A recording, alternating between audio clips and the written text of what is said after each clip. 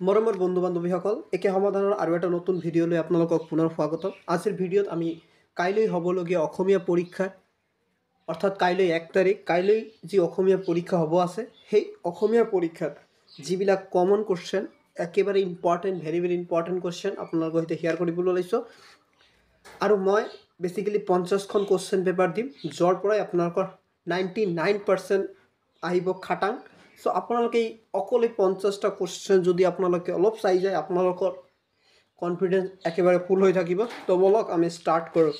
Number 1, Dimbeswar নেওগৰ জন্ম ক'ত হৈছিল? শিৱসাগৰত। ভাৰতীয় সংস্কৃতিৰ কিহৰ বস্তু? সমন্বয়ৰ বস্তু। অসমীয়া জাতিক কোনে অধিক কটকটীয়া কৰিলে? ভাষিক সংমিশ্ৰণে। খালে মামনুন মানে কি? ধন্যবাদ। জন্ম ৰহস্য ৰচক কোন? শ্ৰী শ্ৰী মাধৱদেৱ। জিকিৰ শব্দ ক'ৰ পৰা ওলাইছে? জিকৰ শব্দৰ পৰা। ৰহমৰ গৃহত মানে কি? ৰহম শব্দৰ অৰ্থ হৈছে দয়া আৰু কৃপা, আৰু গৃহত শব্দৰ অৰ্থ হৈছে গৰাকী অৰ্থাৎ জি কৃপাৰ গৰাকী। কলেজীয়া সময়ৰ পৰা ডিম্বেশ্বৰ নেওগে কোনখন আলোচনীত প্ৰবন্ধ আৰু কবিতা প্ৰকাশ কৰে? বাঁহী আলোচনীত। সুকুমাৰ কলাৰ ভিতৰত আটাইতকৈ স্থায়ী কোনটোক বোলা হৈছে? চিত্ৰশিল্পক। আব্দুছ সাত্তাৰ অসম সাহিত্য সভাৰ কি পদ অনুষ্ঠিত হৈছিল? প্ৰধান সম্পাদক পদ অনুষ্ঠিত হৈছিল। কুঁৱলী অন্তৰংগ বান্ধৱী গৰাকীৰ নাম কি? শ্বাৰণ। কুঁৱলীৰ দেউতাকে কিয় কম্পিউটাৰ উপহাৰ দিছিল? কুঁৱলীয়ে 9ম শ্ৰেণীৰ পৰা 10ম শ্ৰেণীলৈ প্ৰথম হৈ উত্তীৰ্ণ হোৱাৰ বাবে। এইকেইটা কোৱেশ্চন বহুত ইম্পৰ্টেণ্ট হয়। এই 10খন কোৱেশ্চন আপোনালোকে এই 10খন কোৱেশ্চন মই অলপ সৰু কৰি দিওঁ, আপোনালোকে স্ক্ৰীনশ্বট মাৰি লওক।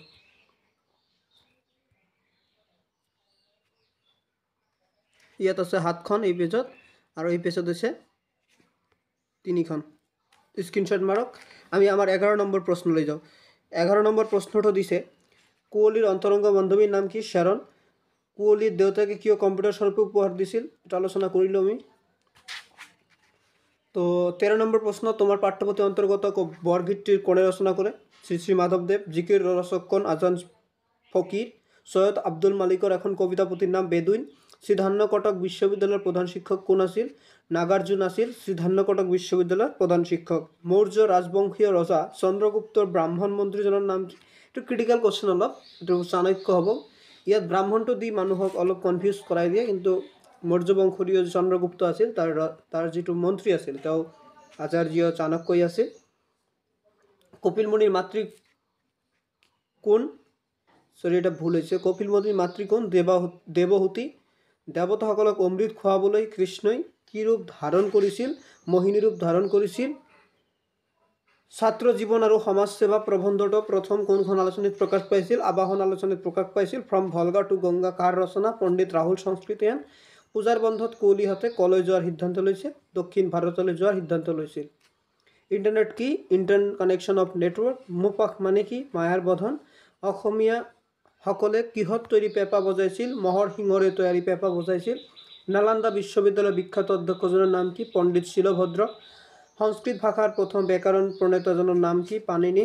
শ্ৰীকৃষ্ণই যশোদাৰ ঘৰত কিহৰ বংশী বজাইছিল? বাঁহৰ বংশী। কপিল মুনিৰ মাতৃ কোন? কৰ্দম মুনি। অসমীয়া সাহিত্য বুৰঞ্জীৰ প্ৰণেতা হিচাপে পৰিচিত সাহিত্যিক গৰাকীৰ নাম কি? ডিম্বেশ্বৰ নেওগ। কোনটো যুগক ভাৰতীয় সংস্কৃতিৰ বিস্তাৰ যুগ বুলিব পাৰি? প্ৰকৃতপক্ষে বৌদ্ধ ধৰ্মৰ প্ৰচাৰৰ যুগক ভাৰতীয় সংস্কৃতিৰ বিস্তাৰ যুগ বুলিব পাৰি। প্ৰাচীন জ্যোতিৰ্বিজ্ঞানৰ আটাইতকৈ প্ৰভাৱশালী গ্ৰন্থটো হৈছে বেদাংগ জ্যোতিষ। ইণ্টাৰনেটৰ সঘনাই ব্যৱহাৰ হৈ থকা WWE জানিবলৈ কুঁৱলীয়ে ক'ত সন্ধান কৰিছিল? গুগলত সন্ধান কৰিলে। অৰুণিমা সিনহা কোনবিধ খেলৰ দক্ষতা অধিক আছিল? ভলীবল খেলাৰ দক্ষতা অধিক আছিল।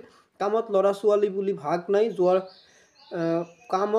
ছোৱালী বুলি ভাগ নাই, যেনেকৈ কাম ভাগ কৰি দিছোঁ তেনেকৈ কৰা। কথাকাৰ বক্তাগণ অংকৰ ছাৰ ৰঞ্জিত হাজৰিকা। ইৰাণৰ ইছলামিক গণতন্ত্ৰৰ প্ৰতিষ্ঠাতা কোন? আয়াতুল্লাহ খমেনি। মন্দিৰৰ উপেক্ষিত কি ফুলে প্ৰেম পৰিমল যচা বুলি কৈছে? ৰবাব টেঙা ফুলে। অসমৰ হেংদাং ক'ত জিলিকিছিল?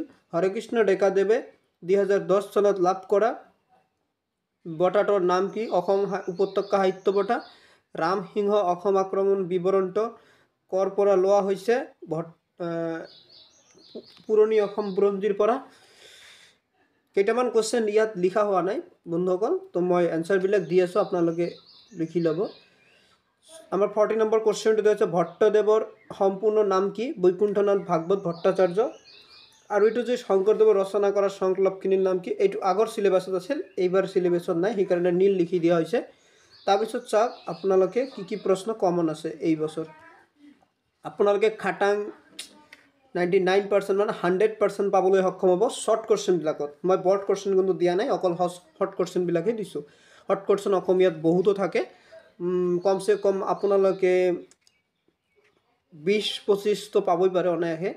ইয়াত ভেৰি ভেৰি ইম্পৰ্টেণ্ট কুৱেশ্যনবিলাকেই দিয়া হৈছে, যিবিলাক ৰিপিটেডলি আহি থাকে আমাৰ HSLCত, আৰু বহুতো ইম্পৰ্টেণ্ট কুৱেশ্যন আমি চালি জাৰি বিচাৰি উলিয়াইছোঁ। ইয়াত চোৱা 42 জিকিৰ বৰক কিহৰ লগত তুলনা কৰিব পাৰি? হিন্দুসকলৰ ভক্তিমূলক প্ৰাৰ্থনাৰ স্তুতিগীতৰ লগত তুলনা কৰিব পাৰি। তো আমাৰ পাঠ্যপুথিৰ অন্তৰ্গত বৰগীতৰ কবিয়ে বান্ধৱ বুলি কাক সম্বোধন কৰিছে? ভগৱান শ্ৰীকৃষ্ণক। শ্ৰীকৃষ্ণৰ প্ৰকৃত মাতৃ কোন? মাতৃ হৈছে দৈৱকী আৰু পিতৃ হৈছে বাসুদেৱ। হৈছে প্ৰকৃত আৰু পালিত হৈছে যশোদা আৰু হৈছে নন্দলাল। বিসৰ্জন পাঠটিৰ মূল কি? বিসৰ্জন পাঠটিৰ মূল এইটো বিসৰ্জন পাঠৰ পিছফালে আপোনালোকে য'ত পাঠবত আছে তাতে আপোনালোকে পাই যাব যে শ্ৰী যুদ্ধভূমিত গৈ যে অৰ্জুনৰ যি মনতৰংগ মনোজগতৰ যি বিষাদবোধ, সেয়াই হৈছে পাঠটিৰ মূল। অৰ্জুনৰ ধনুখনৰ নাম কি? গাণ্ডীৱ। বহুত ইম্পৰ্টেণ্ট। মাধৱদেৱৰ সাহিত্যিক জীৱনৰ কীৰ্তিস্তম্ভ নামঘোষা। হৰেকৃষ্ণ ডেকাৰ উপন্যাসখনৰ নাম কি? একমাত্ৰ আগন্তুক। কাকুনি তামোল শব্দৰ অৰ্থ কি? বৰ ওখ তামোল। অসমীয়া সাহিত্য বুৰঞ্জীত একমুখী গ্ৰন্থ ৰচক কোন? ডিম্বেশ্বৰ নক। দৃষ্টান্তৰ অৰ্থ কি? ভিন্ন বা অন্য দৃশ্য। মই এইবিলাক আপোনালোকৰ বাবে স্ক্ৰীনশ্বটৰ বাবে দি আছোঁ। লাষ্ট পেজটো গ'ল, তাৰ পিছৰ পেজটো বহুতেই পষ্ট কৰিবলগীয়া হৈছে, সেইকাৰণে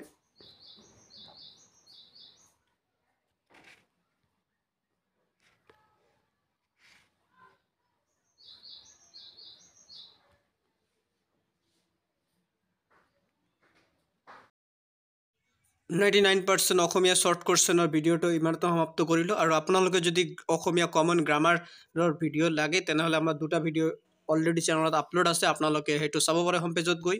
ডিছক্ৰিপশ্যনতো মই লিংক দিবলৈ চেষ্টা কৰিম। আৰু আপোনালোকৰ আগন্তুক পৰীক্ষাৰ বাবে শুভ আশীষ যাচিলোঁ। আপোনালোকৰ পৰীক্ষাটো ভাল হওক, আন্তৰিক শুভেচ্ছা আৰু অভিনন্দন। এইখিনিতে আপোনালোকক ভিডিঅ'টো যদি ভাল লাগে এটা লাইক কৰি দিব, আৰু চেনেলটো নতুন হ'লে ছাবস্ক্ৰাইব কৰি ৰাখিব, কিয়নো আপোনাৰ ছাবস্ক্ৰাইবটো ফ্ৰী কিন্তু আমাৰ বাবে বহুত অমূল্য হয়। ধন্যবাদ।